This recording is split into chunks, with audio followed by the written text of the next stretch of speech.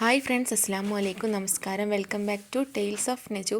ഇന്ന് ഞാൻ വന്നിട്ടുള്ളത് ഒരു ഈസി ബ്രേക്ക്ഫാസ്റ്റിൻ്റെ റെസിപ്പി. ഇപ്പോൾ യൂട്യൂബിലൊക്കെ ട്രെൻഡിങ് ആയിട്ടുള്ള ചോറും മുട്ടയും യൂസ് ചെയ്തിട്ട് എളുപ്പം ഉണ്ടാക്കിയെടുക്കാൻ പറ്റിയിട്ടുള്ള ബ്രേക്ക്ഫാസ്റ്റിൻ്റെ ഏറ്റവും സിമ്പിളായിട്ടുള്ള വേർഷനാണ് ഇന്ന് കാണിക്കുന്നത്.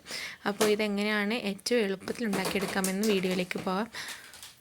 വീഡിയോയിലേക്ക് പോകുന്നതിന് മുന്നേ ചാനൽ ആദ്യമായിട്ട് കാണുന്ന ആരെങ്കിലും ഉണ്ടെങ്കിൽ ചാനലൊന്ന് സബ്സ്ക്രൈബ് ചെയ്ത് സപ്പോർട്ട് ചെയ്യുക.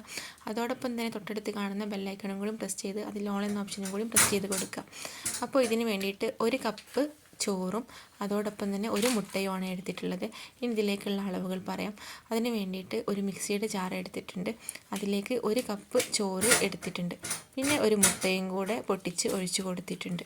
ഇനി ഇതിലേക്ക് ആവശ്യമായിട്ട് ഉള്ള ഉപ്പ് ചേർത്ത് കൊടുക്കുക.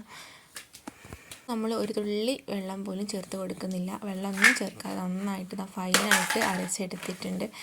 അപ്പോൾ നന്നായിട്ട് ചോറ് അരഞ്ഞ് വന്നിട്ടുണ്ട്. ഇനി ഇതിലേക്ക് ആവശ്യമായിട്ടുള്ള മൈദ മാവാണ് ഇട്ട് കൊടുക്കുന്നത്.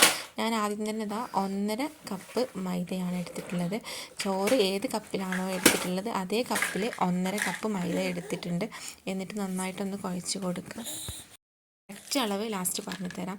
1 കപ്പ് ചോറിന് എത്രയാണ് മൈദ ആവുന്നതെന്ന്.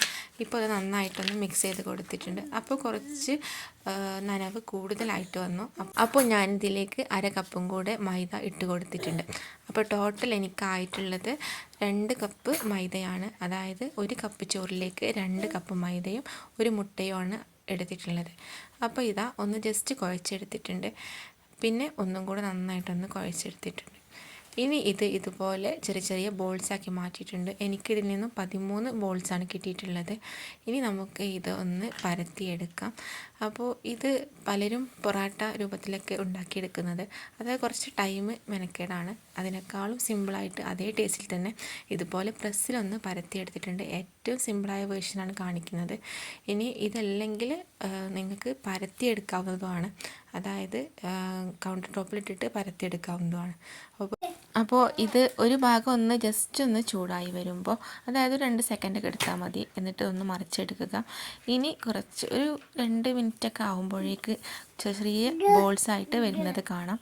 അങ്ങനെ ബോൾസായി വരുന്ന സമയത്ത് ഒന്നും കൂടെ മറിച്ചിടുക. എളുപ്പത്തിൽ തന്നെ വെന്ത് കിട്ടും. പിന്നെ ഓയിലോ അങ്ങനെയൊന്നും ചേർത്ത് കൊടുക്കുന്നില്ല. ജസ്റ്റ് ഒന്ന് പരത്തുന്ന സമയത്ത് കുറച്ച് ഓയിലൊന്ന് അപ്ലൈ ചെയ്ത് കൊടുത്തിട്ടുണ്ടായിട്ടുള്ളൂ. ബാക്ക്ഗ്രൗണ്ടിൽ മോൻ്റെ സൗണ്ട് കേൾക്കാം. നന്നായിട്ട് ബോൾസ് വരുന്ന സമയത്ത് ഇതുപോലെ ഒന്ന് മറച്ചിട്ട് കൊടുക്കുക. അപ്പോൾ എളുപ്പത്തിൽ നന്നായിട്ട് പൊന്തി വരും. നല്ല ഫ്ലഫി ആയിട്ട് തന്നെ പൊന്തി വരും. പിന്നെ നല്ല ടേസ്റ്റുമാണ് കഴിച്ചെടുക്കാനായിട്ട്. നല്ല ചിക്കൻ കറിയിലേക്കോ അല്ലെങ്കിൽ ഗ്രേവിയിലേക്കോ എന്തിനായാലും നല്ല ബെസ്റ്റ് കോമ്പിനേഷനാണ്. കടലക്കറിയിലേക്കും എല്ലാത്തിലേക്കും നല്ല കോമ്പിനേഷനാണ്. അപ്പോൾ വളരെ എളുപ്പത്തിൽ, അതും ബാക്കിയായിട്ടുള്ള ചോറ് യൂസാക്കിയിട്ട്, നമ്മൾ മൈദയും കൂടെ യൂസാക്കിയിട്ട് നല്ല എളുപ്പത്തിൽ ഉണ്ടാക്കിയെടുക്കാൻ ഒരു ബെസ്റ്റ് ബ്രേക്ക്ഫാസ്റ്റാണ്. ബ്രേക്ക്ഫാസ്റ്റിനോ ഡിന്നറിനോ ഏത് ടൈമിലാണെങ്കിലും നമുക്ക് ഉണ്ടാക്കിയെടുക്കാം. അപ്പോൾ ഒന്ന് ചുട്ടെടുത്തിട്ടുണ്ട്. ഇതുപോലെ ബാക്കിയുള്ളതും കൂടെ ചുട്ടെടുക്കുന്നുണ്ട്. വളരെ ചിലവ് കുറഞ്ഞതുമായിട്ടുള്ള ഒരു ബ്രേക്ക്ഫാസ്റ്റ് റെസിപ്പിയാണ്. അപ്പോൾ നിങ്ങൾക്ക് വീഡിയോ ഇഷ്ടമായാൽ ലൈക്ക് ചെയ്യുക, ഷെയർ ചെയ്യുക. അതുപോലെ തന്നെ നിങ്ങളുടെ കമൻസുകളൊക്കെ അറിയിക്കുക. അപ്പോൾ ഇതുപോലെ ബാക്കിയുള്ളതും കൂടെ ചുട്ടെടുക്കുന്നുണ്ട്. അപ്പോൾ നിങ്ങൾക്ക് വീഡിയോ ഇഷ്ടമായെങ്കിൽ മറ്റുള്ളവർക്കും കൂടെ ഷെയർ ചെയ്തിട്ട് നിങ്ങളുടെ ഫീഡ്ബാക്കുകളൊക്കെ ഉറപ്പായിട്ടും അറിയിക്കണം. അപ്പോൾ എല്ലാം റെഡി ആയിട്ടുണ്ട്. ടോട്ടൽ 13 കിട്ടിയിട്ടുള്ളത്. അപ്പോൾ മറ്റൊരു വീഡിയോ ആയിട്ട് വീണ്ടും വരാം. അതുവരേക്കും ബൈ. Thanks for watching.